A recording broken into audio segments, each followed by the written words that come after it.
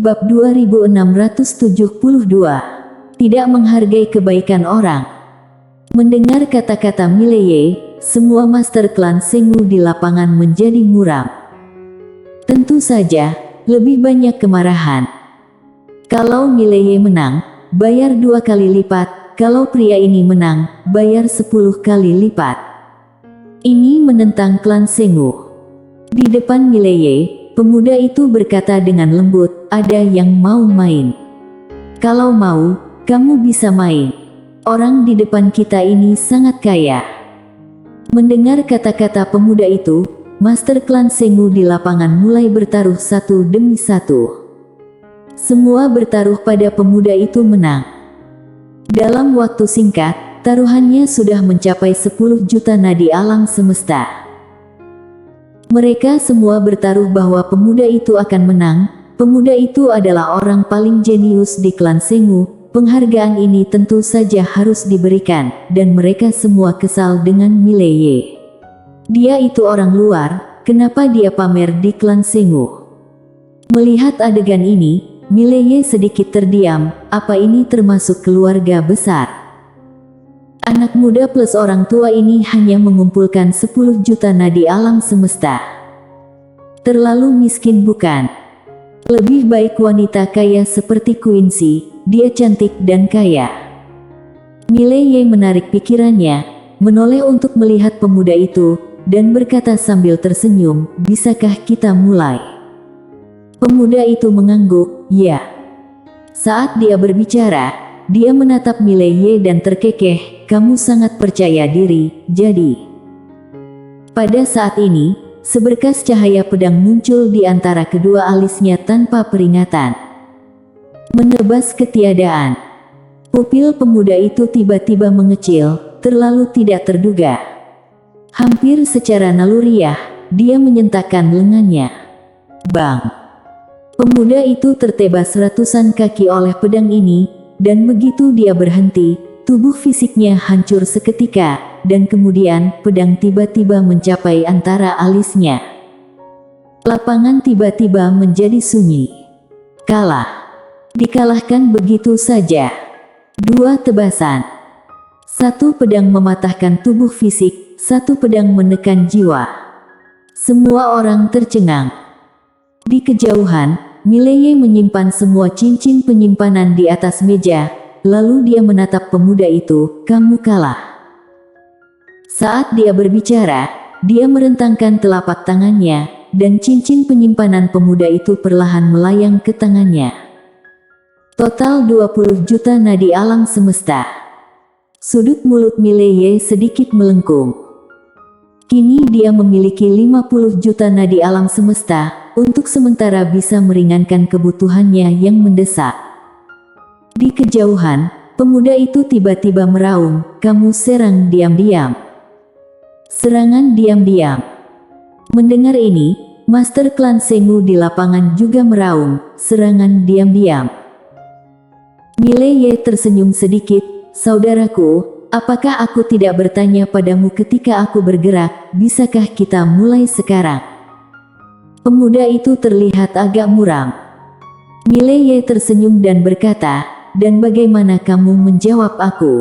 "Jawaban yang kamu berikan kepada aku adalah boleh." "Karena boleh, apakah ada masalah kalau aku serang?" Pemuda itu tak tahu malu.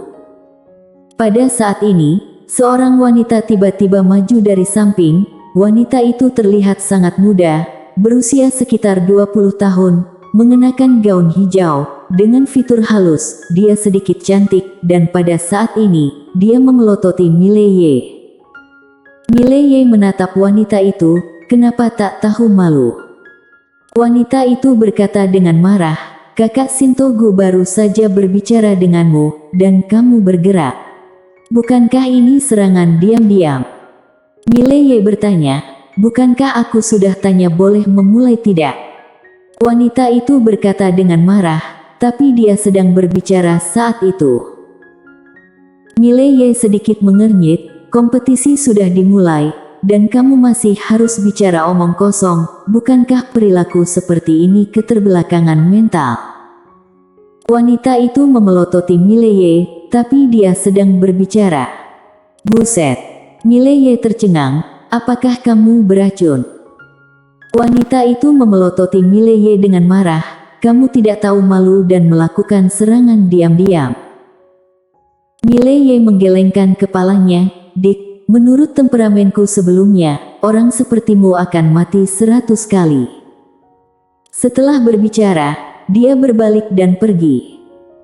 Tapi di arena, Master Klan Sengu itu tidak menyerah, mereka masih memarahi Mileye dengan marah.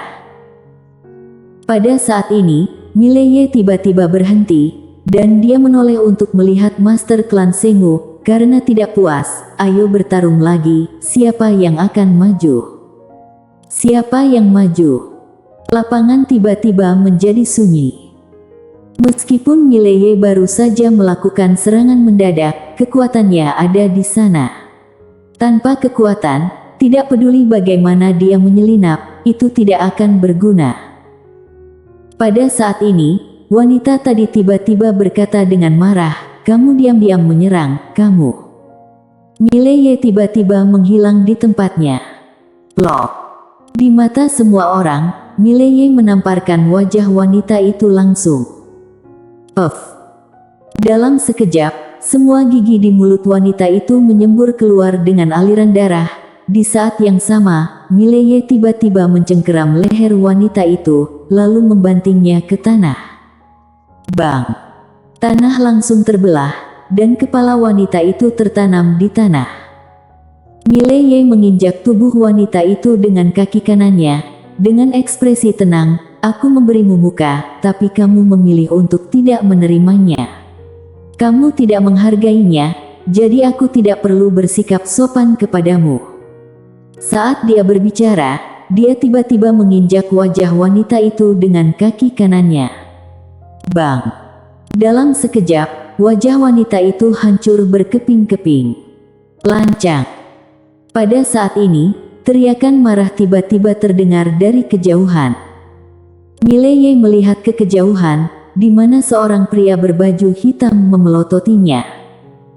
Mileye berkedip, kenapa kamu menatapku dengan sangat marah?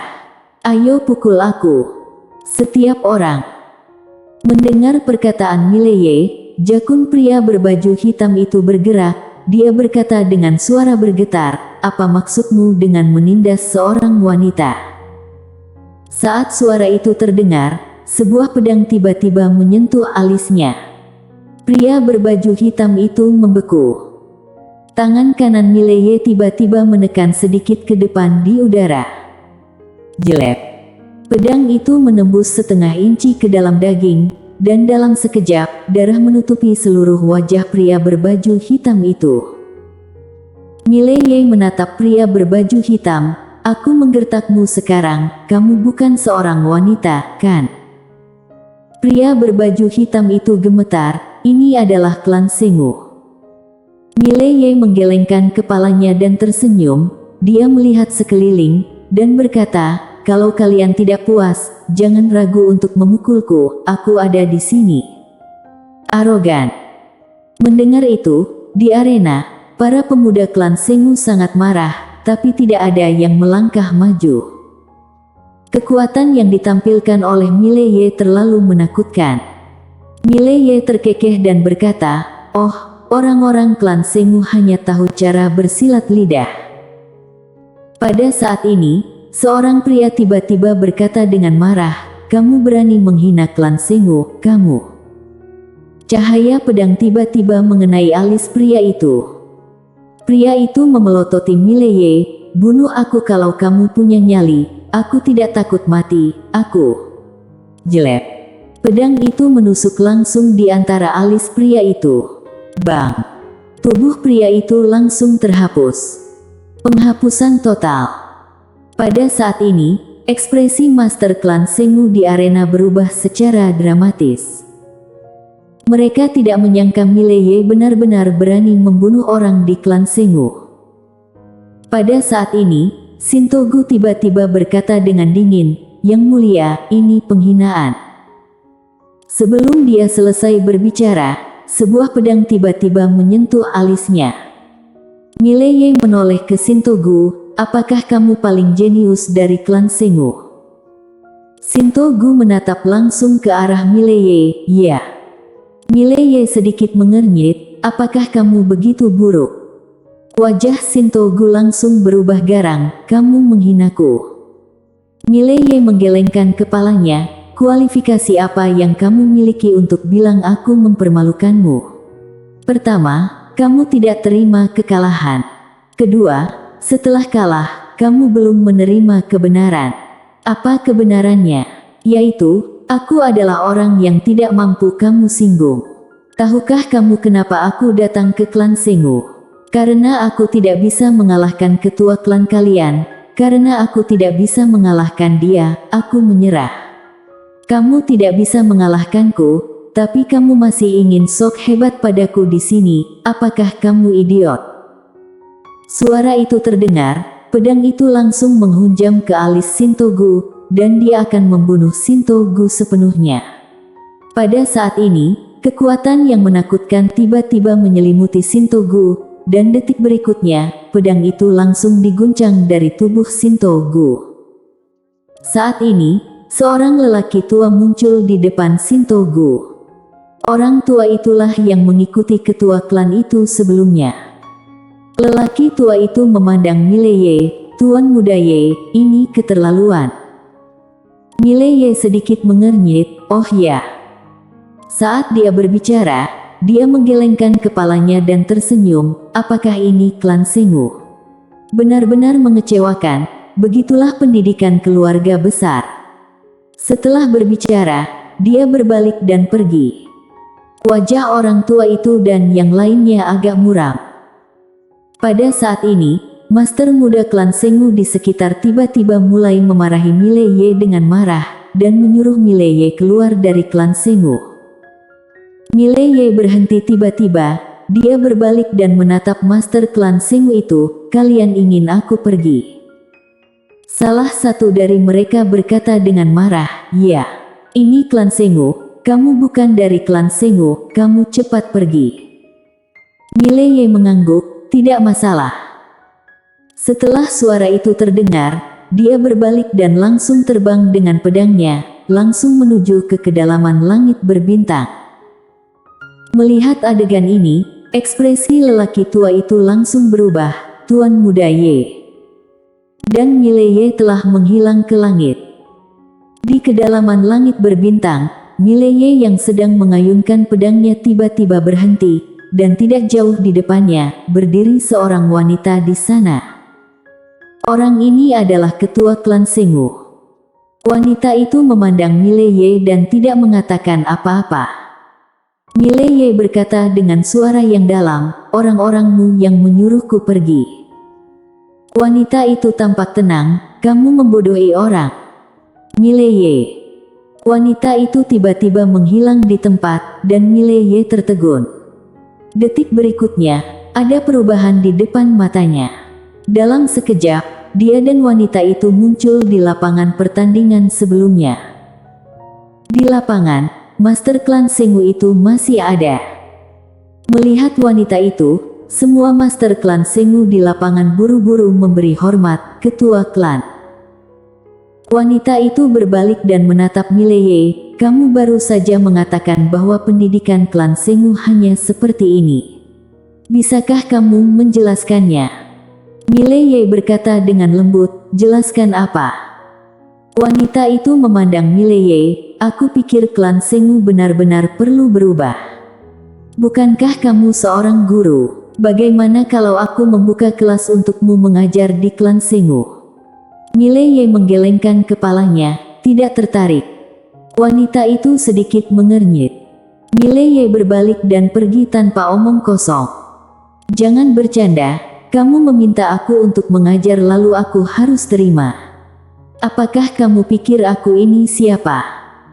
Saat ini, wanita itu tiba-tiba berkata, ada bayaran. Mileye berhenti, dan dia menoleh untuk melihat wanita itu, berapa? Wanita itu berkata, kita bisa bahas. Mileye berpikir sejenak, lalu berkata, 10 juta nadi alam semesta sebulan. Mendengar ini, wanita itu mengerutkan kening lagi. Kenapa kamu tidak rampok saja? Mileye merentangkan telapak tangannya, dan salinan kitab Dharma Sendao perlahan melayang di depan wanita itu. Apakah kamu sudah baca buku ini? Wanita itu membukanya, dan detik berikutnya, dia tertegun, ini. Di kejauhan, Mileye tampak tenang, aku yang menulisnya. Quincy. Bersambung.